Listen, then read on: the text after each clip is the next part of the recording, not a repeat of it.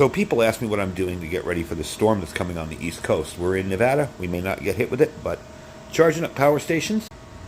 My backup radio gear is all charged up and ready to go. I made sure all my antennas were out and everything was fixed up. I have food and water all stocked up. This is one of the storerooms. And this is the other side of that storeroom. And lastly, I got all my food stocked and rotated in here.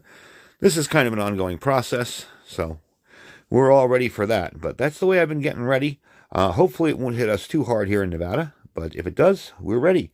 So I will be giving you updates if we have any kind of major significant damage or wind or weather here. And I'll get back to you. Talk to you later. Bye.